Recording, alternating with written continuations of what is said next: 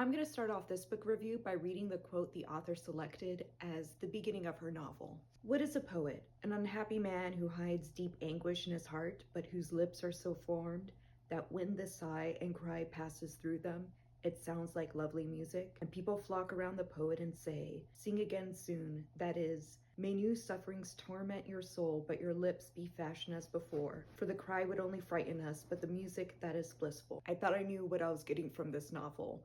But when you take that and the fact that this is dedicated to the missing and traumatized Indigenous women of the Americas, let's just say that there's going to be some trigger warnings that you should probably look into before you pick up this debut novel. The author is a Canadian Inuit singer, artist, performer, and that clearly shows in the style that she takes for her first novel, as it includes a lot of different elements in order to tell her story.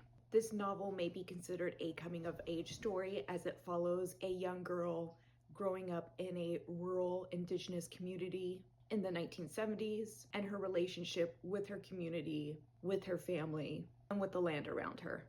This book does jump around in different styles, so we're looking at some more lyrical poems, what seems like straight up memories or diary entries from a young girl, more linear chunks, and then entire sections that seem so surreal as she comes to terms with her changing body, but also her changing mind. This is a haunting novel because not only does she talk about what happened to the generation before when it comes to residential schools, but it also talks about the trauma she faces as she is then subjected to assaults by an unnamed family member.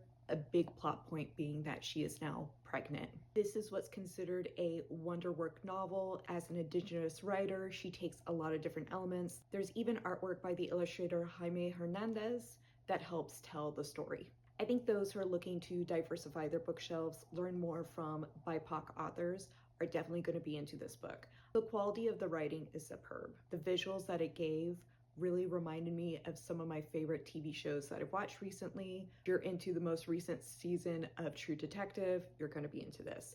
Same for if you watched the first season of The Terror, or if you read the book by Dan Simmons, then this is going to be a novel that you're going to want to pick up. Have you read Split Tooth? Have you read any other wonderwork novels like this? If so, make sure you share them in the comments below.